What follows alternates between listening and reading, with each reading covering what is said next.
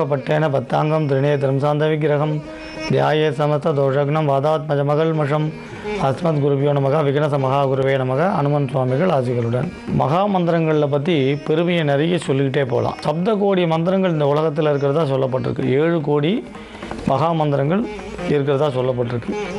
ஆகாசம் எங்கும் நம்ம சுற்றி நிறைய பீஜாட்சரங்கள் அரூபமாக இருக்குது. நாம் குறிப்பிட்ட அலைவரிசையில் அந்த ஜபத்தை பண்ணும்பொழுது அது நமக்கு பலன் தரக்கூடிய அற்புதமான வரம் தரக்கூடிய மந்திரமாக மாறுது. மந்திரங்கள் எப்பயுமே எழுத்து வடிவம்ன்றது பிற்காலத்தில் கொடுத்தது தான். ஆதியில் பெரும் காதால் கேட்டு தான் இந்த மந்திரங்களை ஜபித்து வந்தது. அப்புறம் வரி வடிவங்கள் வந்தது. இந்த மந்திரங்களுக்கு சில தனித்தன்மைகள் உண்டு. இப்போ சாதாரணமாக ஒரு சொல் கொல்லும், ஒரு சொல் வெல்லும்னு அந்த மாதிரி இந்த பீஜாட்சரங்களுக்கு ஒரு அற்புதமான சக்தி உண்டு. நீங்கள் நல்ல விஷயங்களில் நல்ல நோக்கத்தில் நல்ல விதமாக ஜபித்தா அற்புத பலன் தரும்.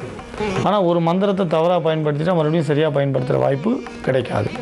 அதனால் கூடுமானவரை மந்திரங்களை மகத்தான நல்ல காரியங்களுக்கு பயன்படுத்தணும். இப்போ சொல்ல போகிற மந்திரம் சில பேருக்கு சத்துரு பயம் இருந்துக்கிட்டே இருக்கும். இயற்கையாகவே பார்த்தீங்கன்னா அவளே நிறைய பேர் சொல்லியிருக்கா, உத்தியோகம் போனால் வேலை செய்கிற இடத்துல சக ஊழியர் அனுகூலமாக இருக்க மாட்டா. சில பேர் பார்த்திங்கன்னா சொந்தமாக தொழில் செய்கிறா, அவளுக்கு பக்கத்தில் தொழில் செய்யக்கூடியவளோட பகை இருக்குது. அதேமாதிரி சாதாரணமான பேசுகிற பேச்சுக்கள் கூட பிரச்சனைக்குரியதாக மாறுறது. அதனால் சத்ரு உபாதையிலேயே சதா இருக்கக்கூடியவர்களுக்கும் விரோதிகளை சம்பாதிக்கக்கூடியவர்களுக்கும் மனசு ஏதோ ஒரு சங்கடத்திலே இருக்கக்கூடியவர்களுக்கும் அந்த மனோபயம் சத்ரு பயம் நிவர்த்தியாகிறதுக்கு ஒரு அருமையான மந்திரம் உண்டு.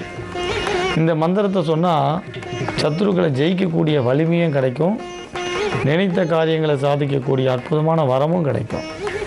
அதனால் இந்த திரிபுரா தேவி மகா மந்திரத்தை ஜபிக்கக்கூடியவர்களுக்கு எந்த காரியமாக இருந்தாலும் எடுத்த காரியங்கள் தொடுத்த காரியங்கள் வெற்றிகரமாக முடியும். நீங்கள் என்ன மாதிரி சாதிக்கணும்னு நினைக்கிறீங்களோ அந்த சாதனை புரிய வேதனை மறைய அற்புதமான இந்த மந்திரம் கை கொடுக்கும். இந்த மந்திரத்தை அஷ்டமி நவமியில் ஜபிக்கலாம், செவ்வாய் வெள்ளியில் ஜபிக்கலாம். இந்த மந்திரத்தை தொடர்ந்து ஜபம் செய்ய செய்ய ஒரு நல்ல தேஜஸ் உண்டாகும், வாக்கில் ஒரு சித்தி உண்டாகும். உங்களுக்கு உங்களோட தோற்றம் ஒளிரக்கூடியதாக, மற்றவர்களால் கவரக்கூடியதாக ஒரு நல்ல ஒரு பொலிவு கிடைக்கும், தேஜஸ் வரும். இதனால் இந்த மந்திரத்தை தொடர்ந்து ஜபிக்கலாம். இது சொந்த தொழில் செய்கிறவங்களும் ஜபிக்கலாம், சத்ரு பயம் உள்ளவர்களும் ஜபிக்கலாம். இதுக்கு இந்த ஜபம் பண்ணுறது கல்யாணம் ஆனவர்கள் ஆகாதவர்கள் எல்லாருமே ஜபிக்கலாம். இந்த ஜபம்ன்றது எல்லோரும் ஜபிக்கக்கூடியது, லகுவானது, பிரச்சனை இல்லாதது, பயத்தை போக்கக்கூடியது. இப்போ தொலைக்காட்சியில் எழுதிக்கங்க.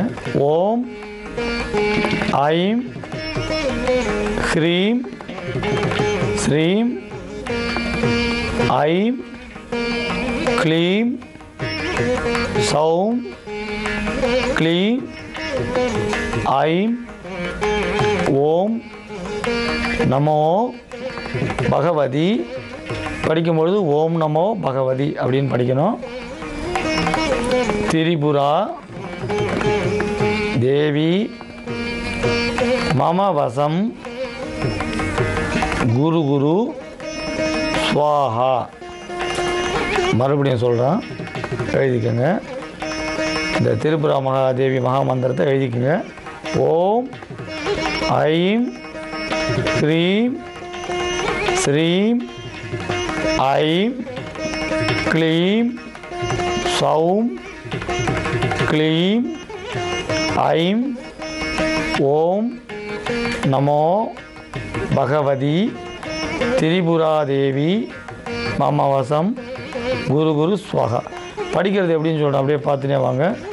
ஓம் ஐம் ஹ்ரீம் ஸ்ரீம் ஐம் க்ளீம் சௌம் க்ளீம் ஐம் ஓம் நமோ பகவதி திரிபுராதேவி மமவசம் குரு குரு ஸ்வாஹா. இப்போ எழுதிட்டீங்களா? இந்த ஜபத்தை தொடர்ந்து ஜபிக்கலாம். இதுக்கு ருத்ராட்ச மாலை உபயோகப்படுத்தலாம் அல்லது படிக்கமணி உபயோகப்படுத்தலாம். சூரிய உதயத்துக்கு முன்னால் ஜபிக்கிறது விசேஷம். தினமும் ஒரு முறை ஜபித்தா போகிறோம்.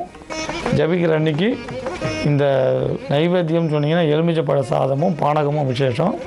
அதுவே முடிக்கிற அன்றைக்கி வெத்தலை பாக்கப்பழ தாம்பூலம் எலுமிச்சப்பழ சாதம் பானகம் நைவேத்தியம் பண்ணலாம்.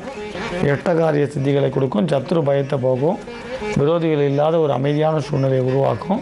தொடர்ந்து இந்த ஜபத்தை பண்ணுங்கள். மங்களானி பவன்ட்டு மீண்டும் நாளை சந்திக்கலாம்.